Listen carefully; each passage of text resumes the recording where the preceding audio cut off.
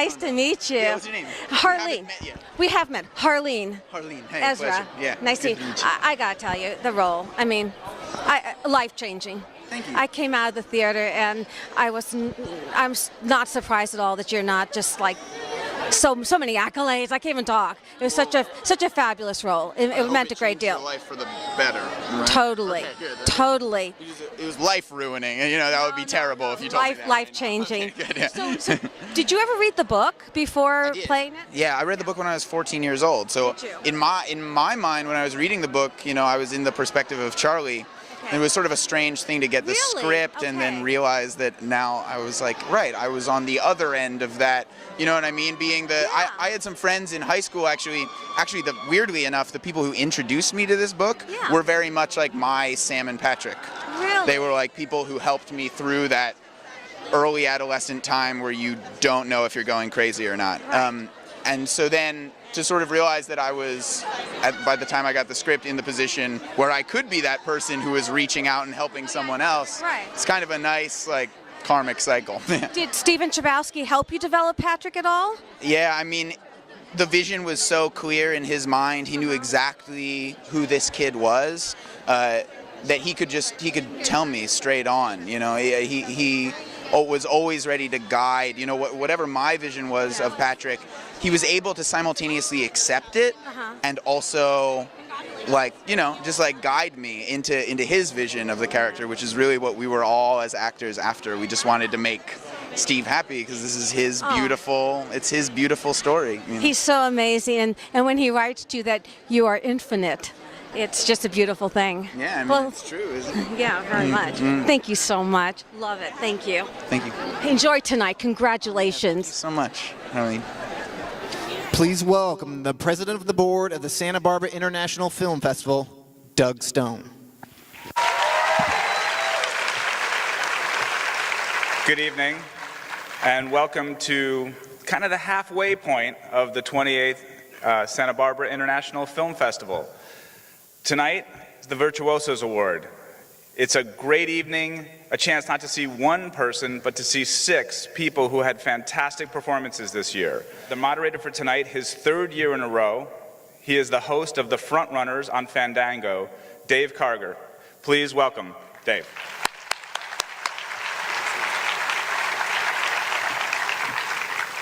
Thank you so much. It is my absolute pleasure to be back a 3rd year hosting the Virtuosos. This is a highlight of my year. I love this crowd, I love this theater, I love this town, and it's a pleasure for me to be here. I will tell you, if there's one thing that our 6 very impressive virtuosos can teach us, it's that when you're an actor, a breakthrough moment in your career can happen at really any time. It can happen in your first professional acting job, as it did with our Oscar nominee Quvenzhané Wallis from Beasts of the Southern Wild.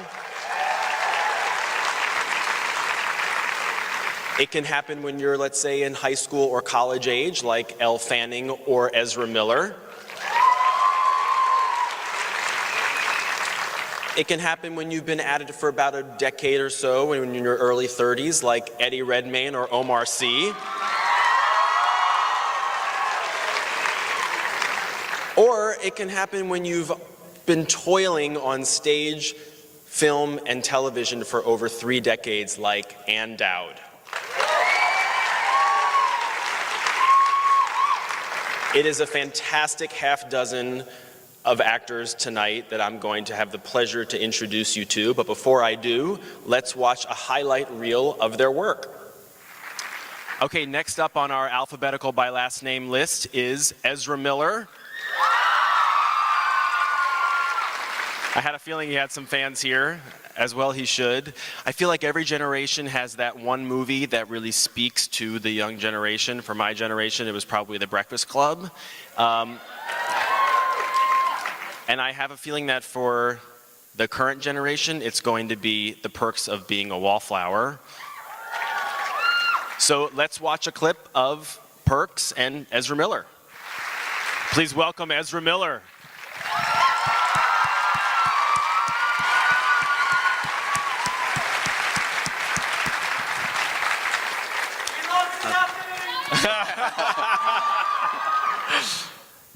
I love that. We love you, Nothing. Nothing is his character's kind of mean nickname. Terrible nickname.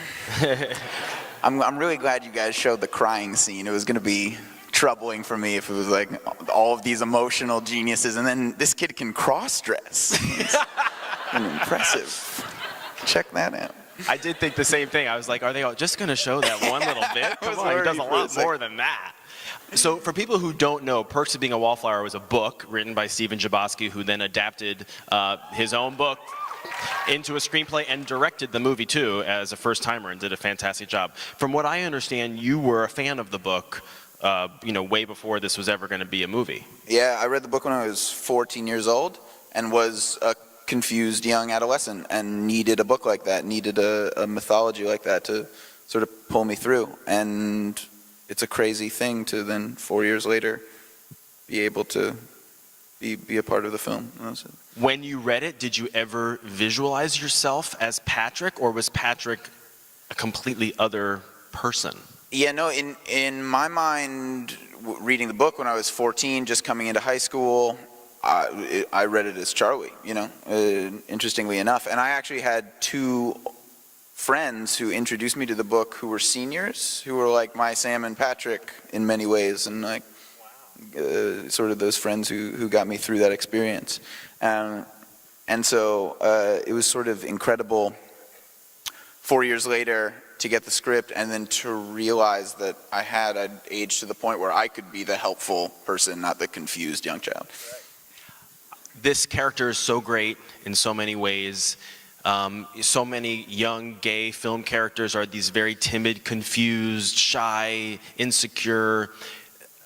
Patrick has all of these shadings to him, but he is confident. Mm-hmm. He knows exactly who he is. He's not coming to terms with anything. He is who he is. I think that's really powerful, and it must have been very exciting to play. Very exciting. Yeah, it's that thing, right? Ever since we let the gays into the movies, it's been, it's a lot of tokenization. This happens all the time. The token gay character, oh, he's so funny and fantastic, and that's happened a lot. Or they're often purely victims, you know what I mean? Which is, there's an element of that should be depicted, but it's exciting it's exciting to read the book and then have a film where there's such a strong, brave, compassionate, confident gay character. I think Amen. That's, more of that. Yeah, more of that. That'd be great.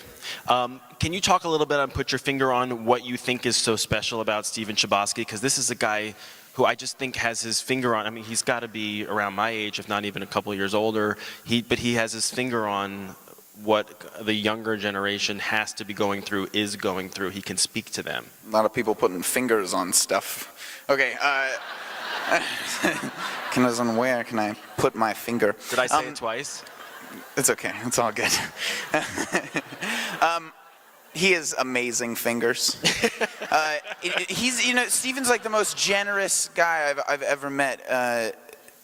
An incredible communicator and just like one of those people who is endlessly giving, but not to a fault. You know what I mean? He can give endlessly, and it's not like he's a martyr. He's wearing himself out. And it was an amazing thing. This was his vision. This was very much his experience. We filmed the film where he grew up and where the book takes place. And it was almost like he was really generously like ushering all of us actors into his memories, which was, I mean, it was great that never felt like a violation. Well, as one of the fans in the audience yelled out and, called you Nothing, that's what a lot of the people in the movie call your character, and it's kind of a joke that backfires on him.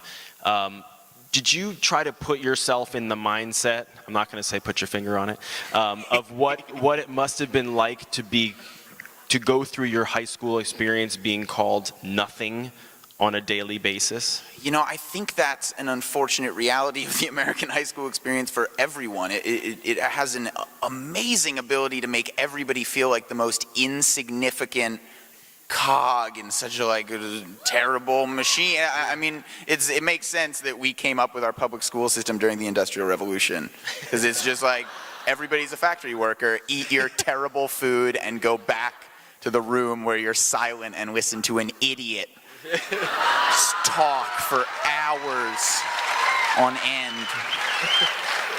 You know, that's an epitomizing idea, getting called nothing for your whole high school experience. That's how it makes you feel. Alas. Yeah. We saw the clip of you or Patrick doing the live Rocky Horror. Did you have to kind of bone up on that, or was that already in your repertoire? That was like, yeah. Put your finger on that. And I had to put my finger on it, really.